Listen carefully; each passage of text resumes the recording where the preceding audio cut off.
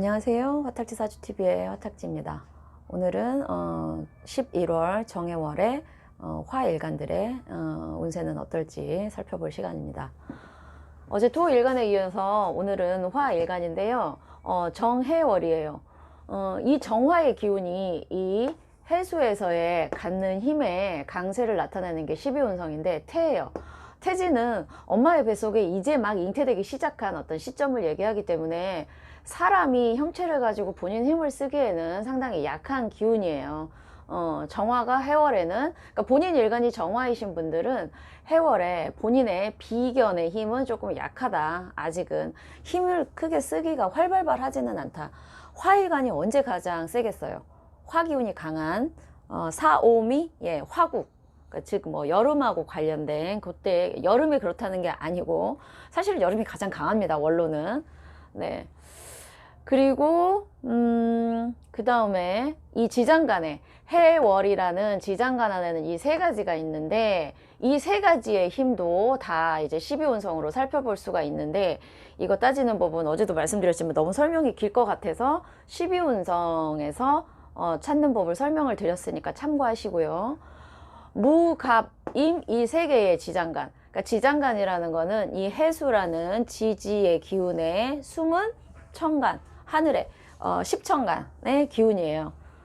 그러니까 땅 속에는 하늘의 기운이 숨어 있다 이렇게 되는 거죠. 그리고 해수 하나의 기운이기보다는 이 세 가지가 며칠을 관장하면서, 근데 이게 진짜 이 지구의 어떤 공정과 자전도 조금 이게 그런 게 조금 있듯이 오차가 있듯이 이것도 계산하는 분들에 따라서 사실 이 나누는 그게 조금씩은 달라지는데 그래도 해수의 본기인 임수의 역할이 가장 조금 많이 차지한다 이렇게 보시면 돼요.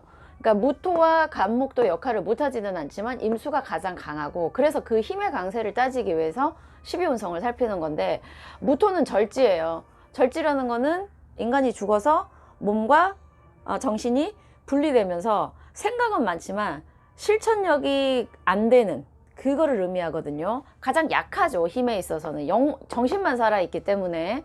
근데 이제 간목은 여기서 태어나요. 간목의 장생지가 해수고요. 임수는 신금에서 태어나서 해수에서는 본인의 힘을 꽤 강하게 발휘할 수 있는 기운인 거죠. 자, 병화와 정화가 있는데요. 여기가 이제 일간, 화일간이면 화생토, 토생금, 금생수, 수생목 이렇게 돼요. 근데 이제 정화니까 정을 여기다가 화를 두고 그 다음에 해 여기가 되는 거죠. 그러니까 화일간들에게 11월은 본인이나 비견겁제의 기운과 그 다음에 수의 기운이에요. 사실 화일간들에게 수는 관성이죠. 쉽게 얘기하면 나를 꼼짝달싹 못하게 하는 어떤 힘이에요.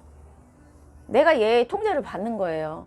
물론 사주 구성에 따라서 원국에 따라서 수가 약하시고 화가 많으신 분들 같은 경우에는 본인의 기운이 강했다가 수가 들어오면 이 수가 제대로 작용을 못해요.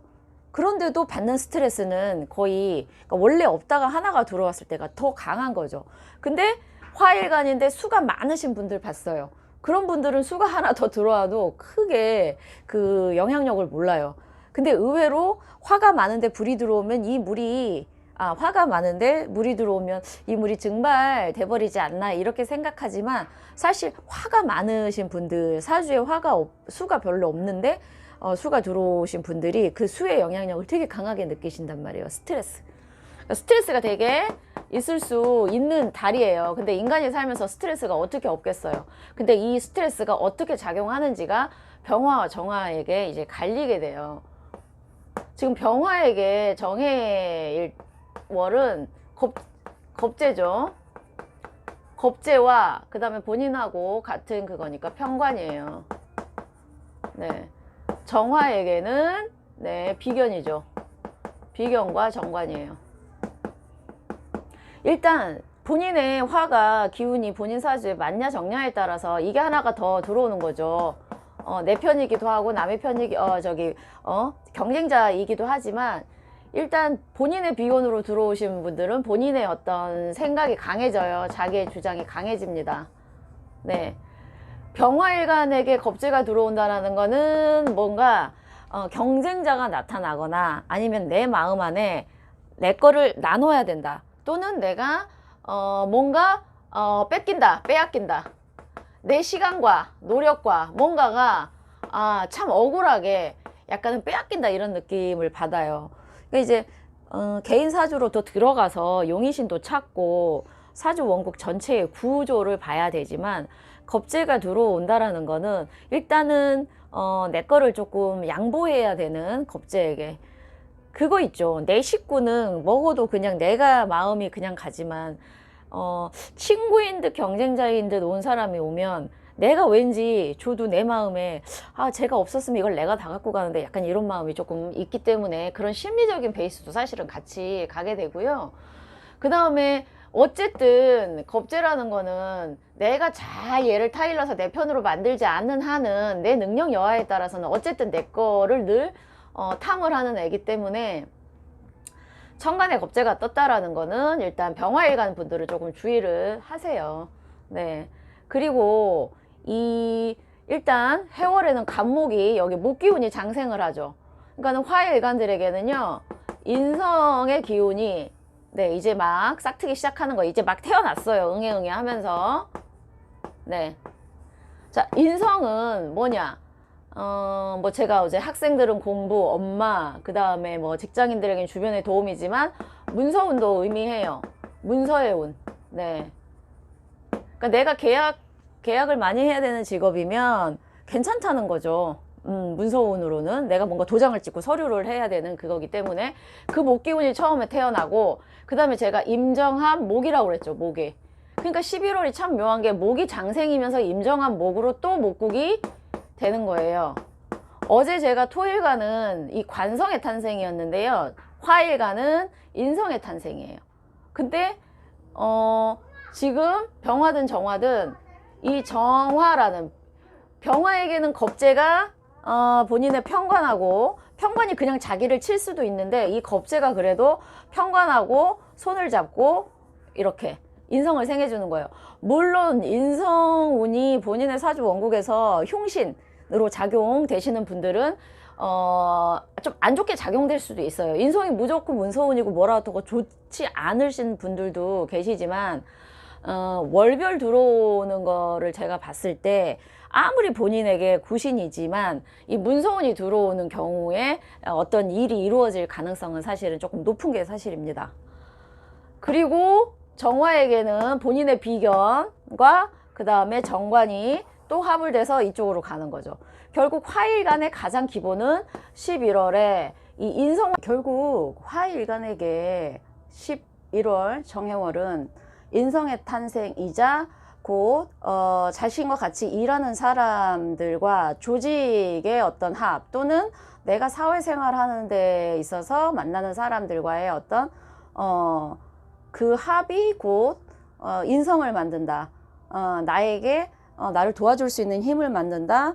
또는 내가 다른 사람에게 베풀 수 있는 어떤 사실 인성이라는 거는 실질적으로 드러나는 문서운 이런 것도 분명히 있지만 이게 또 내가 또 참아야 되는 거, 인성을 써야 되는 거 그런 것도 돼요.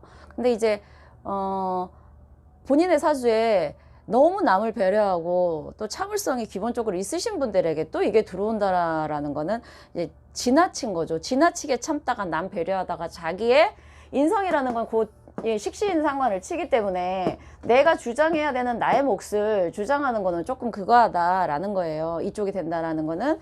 그러니 이 인성이 본인 사주에서 용신이냐 희신이냐 그러니까 길신이냐 흉신이냐에 따라서 어떤 계약건과 관련된 직업을 하시는 분들은 괜찮고요. 그 다음에 학생들 같은 경우에는 공부를 좀 참을성 인내하면서 공부를 하지만 만약에 내가 뭔가 내 거를 주장하면서 식신상관을 재성 쪽으로 쓰는 쪽은 조금 뭐 약하다라는 거죠. 재성의 추구는 근데 사실은 돈이라는 게 꼭 재성만을 의미하는 게 아니고요. 내가 어떤 서류를 갖고 있어서 이게 나중에 돈을 될 수 있는 그런 거는 또 인성적으로 들어오기 때문에 지금 당장에 내 손에 잡히는 쪽은 재성으로 보고요. 그 다음에 뭐 매매를 통해서 얻게 되는 부동산 종류는 인성으로 보기 때문에 지금 당장 나한테 돈이 뭐 안 들어온다라고 너무 그거 하지 마시고요. 더군다나 이 해수는 정화나 병화에게 천을 귀인이에요. 자, 여자에게는 남자를 의미하기도 하고요. 관이라는 거는 내가 지킬 수 있는 약속, 나의 어떤 의지, 그 다음에 사회생활, 그 다음에 이런 건데요. 어쨌든 내가 사람들과의 관계 속에서 나를 도와줄 수 있는 귀인을 만난다라는 건데, 천을 귀인을 약간 오해하고 계신 게 있어요. 그러니까 본인 사주에 천을 귀인이 있으시는 분들도 있지만, 본인 사주에 천을 귀인이 없다고 나쁘신 그건 아니고요. 오히려 사주에 천을 귀인이 있으신 분들의 인생이 굴곡져요. 굴곡이 지다 보니 천을 귀인을 딱 둬서 그래도 죽지 말라, 죽으라는 법은 없다, 이렇게 해주는 인생일 경우가 많고요. 근데 이제 그 세운이든 아니면 대운이든 이렇게 월 또는 일진으로라도 천을 귀인이 한 번씩 들어와서 사람의 인생에 이렇게 바닥까지 내려가다가도 숨을 쉬게 만들고요. 네. 그리고 또 이렇게 중간중간에 약간 숨 쉴 구멍을 주는데, 문제는 천을 귀인이라는 거는 나의 삶을 다시 살게 해서 새로운 사람을 만들어 주는 거지, 무조건 나를 편하게 해주고 돈을 벌게 해주고 도와주는 그런 귀인은 아니에요. 그래서 천을 귀인 들어왔는데 왜 안 좋아요? 네. 본인이 노력을 안 하고 받기만을 바라신 분들은 천을 귀인이 가르쳐 줘요. 너 그렇게 살지 말라고. 그렇게 해서 새로운 사람을 만들어 주는 것도 천을 귀인이에요. 본인이 지금 노력을 하고 있는 상태에서 천을 귀인이 들어오면 도와주지만, 얘가 일확천금을 노리고 쉽게 가겠다는 분들에게는 물론 천을 귀인이 인성이냐 관성이냐 재성이냐 식신이냐 또 이렇게 따라서 다르지만, 분명히 천을 귀인은 그냥 거저주지 않아요. 새로운 인생을 살라고 오히려 혼내주고 더 힘들게도 만들어요. 그렇게 해야 그 사람이 변하니까. 그러니까 천을 귀인에 대한 오해를 살짝 버리셨으면 좋겠어요. 결국 천을 귀인은 더 나은 사람으로 태어나도록 그렇게 나를 도와주는 귀인이에요. 근데 이제 내가 충분히 노력한 상태에서 내 마음이, 정신이 많이 고양되어 있고 마음이 조금 이렇게 선하게 그리고 조금 이제 자신을 위해서 노력하고 있으면, 그러니까 하늘은 스스로 돕는 자를 돕는 거예요. 나는 노력 안 하면서 왜 안 돼? 남 탓하고 그 다음에 그냥 가만히 있어서 누군가가 나를 도와주기만을 바라는 분들에게는 천을 귀인이 절대로 작용하지 않아요. 그리고 사람이 선하고 자기 자신을 고친다고 해서 무조건 다른 사람을 잘 들어주고 바보처럼 다른 사람에게 양보하고 그러는 게 잘 사는 거 아니에요. 너무 내 것만을 챙기는 사람도 결국 좋지는 않아요. 주변에 사람이 없으니까. 근데 자기 거를 못 챙기는 삶, 자기의 어떤 주장을 온전히 하거나 자기의 거를 정당하게 주장할 수 없는 사람도 자기의 인생을 잘 살았다고 하지 않아요. 그래서 무조건 남에게 도움을 청하는 분들도 한번 생각을 해보셔야 돼요. 사실 사주 공부를 하고 인생에 대해서 공부하는, 제가 이제 인문학을 좋아한다고 그래서 제가 다른 사람들의 얘기를 무조건 다 들어주고 그 사람들이 해달라는 거 다 해주고 하는 사람 아닙니다. 저 그렇게 약간 오해하시는 분들이 있어요. 사주명리를. 활인 업이라는 거는 업이에요. 직업이에요. 직업은 뭐죠? 돈을 벌기 위해서 하는 거예요. 하지만 돈이 목적이 아닌 내가 돈을 받고 나는 최선 다해서 내 공부한 걸 알려드리는 거예요. 근데 어떠신 분들은 제가 마치 무슨 도인이라로 뭐 돛 닦는 성인이라도 된 마냥 본인들의 어떤 태도는 생각 안 하시고 무조건 다짜고짜 전화를 하셔가지고 질문을 막 하신단 말이에요. 시간이랑 이런 거 상관없이. 그러니까 본인들이 예의 없는 거는 생각 안 하시고, 그런 분들에게 제가 살짝 선을 긋습니다. 정당한 절차를 거치시든가 아니면은 본인이 정말 궁금한 거에 대한 거는 정당한 대가를 내시고 질문을 하세요 라고 말씀드리는데, 그런 분들이 오해하는 게 뭐냐면, 저는 제가 공부한 걸 정당한 대가를 지급하고 저의 공부한 거를 가지고 상담을 하는 직업이에요. 네, 제가 무슨 부처나 성행문자가 아닙니다. 네, 그거를 좀 알아두셨으면 좋겠습니다.